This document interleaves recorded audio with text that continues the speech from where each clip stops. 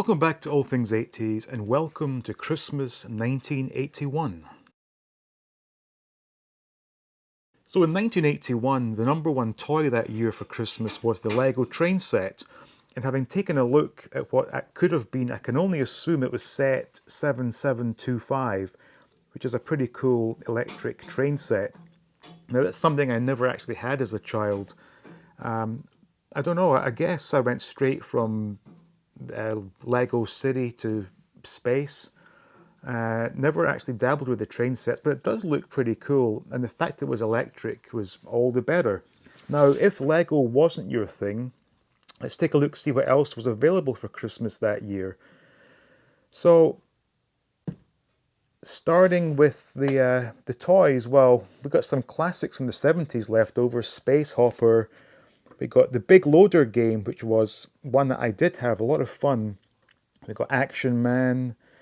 We've got, let me see, we have one Star Wars game. That's the Battle Command game from Chad Valley, which is quite interesting. There's Twister, Crossfire, just classic games. Evel Knievel, of course. Looking at the other Lego sets, some classic Space, some Technic, all very good. We got some Adventure People from Fisher Price, loved those. And that actually appears to be that for toys. So really, not a great selection there, and of course, no major sort of franchise lines at this point in time. Although obviously there would have been Star Wars, but I guess Argos just hadn't got on board with it at that point in time. I mean, because '81, I mean, that's the third year they've been released figures and vehicles and play sets.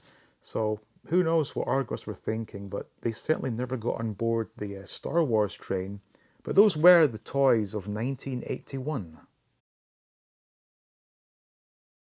So for me, Christmas 1981 was all about Action Man. And I remember getting the Talking Commander Action Man with the pull cord, and he would repeat a bunch of phrases.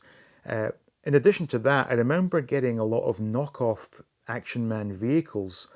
I remember a tank, a massive aeroplane, and a motorcycle and sidecar, which were really, really cool toys to have. And the fact that they weren't official Action Man products made no difference to me. In addition to the Action Man and the vehicles, I remember getting a bunch of different uniforms for Action Man, packs containing different rifles, handguns, grenades, and a yellow inflatable dinghy for Action Man, which I remember playing with in the bathtub. And the other thing I do remember getting in 1981 was my Adam and the Ants Prince Charming cassette, which was my first ever musical item that I got. And I still listen to that album to this day, still love it. But looking back, that was a great, great Christmas. Just so much Action Man stuff and just a wonderful time to be a kid. BBC One, Christmas Day, 1981. Started at 8:40 with Star Over Bethlehem.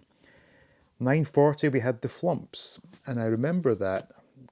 Good kids show. 9:55 was Rolf at Christmas, and that was indeed Rolf Harris. 10:30 was the Christmas morning service. 11:50 the Donald Duck story. 12:30 was a feature film called Tom Thumb. 2 o'clock, Top of the Pops Christmas special. No mention of the artists, but it was hosted by Peter Powell and Dave Lee Travis. 3 o'clock was the Queen's speech. Speaking of Queens, at 3:10 we had Larry Grayson's Generation Game.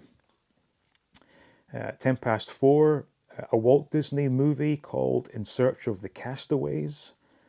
7:45, Jim'll Fix It. 8:25 was the evening news with Moira Stewart. 6:35, Paul Daniels' Magical Christmas. 7:15 was the last of the summer wine, and the episode was called Whoops. 7:45, the two Ronnies with their Christmas special. 8:35, Dallas with J.R. Ewing and all of them. 9:25 was a movie called Loophole, starring Albert Finney and Martin Sheen. Don't know that one. 11:05 was the main news, and at 11:15, Parkinson on comedy, and that was Michael Parkinson. And at 12:15, it was Christmas night with the Spinners. And finally, the news at 12:45 a.m. Actually, it wasn't the news, it was the weather. So that was Christmas Day on BBC One, 1981. The Christmas Top 10 in 1981. So at number 10, we had a song called I'll Find My Way Home by John and Vangelis. No idea what that is. Number 9 was Mirror Mirror by Dollar. Do remember them. Number 8, Rock and Roll by the fabulous Status Quo. Number 7, Wedding Bells by Godley and Cream. Number 6, It Must Be Love by Madness. Number 5, The Land of Make Believe by Bucks Fizz. I do remember Bucks Fizz. Number 4, one of my favourites, Ant Rap by Adam and the Ants. Number 3, One of Us by ABBA. And number 2, Cliff Richard with a song called Daddy's Home. And number 1, at Christmas in 1981, The Human League, Don't You Want Me. I gotta say, Human League, Don't You Want Me is a great song, but it wouldn't be my pick for a Christmas number 1. And in actual fact, there's not a single song in the top 10 that represents Christmas, so that's very poor. But anyway, that was the top 10 at Christmas in 1981. So time for a quick look at the comics and magazines of Christmas 1981, starting with the Dandy. First things to note, 9p back then, and this is the Cracking Christmas Capers Dandy.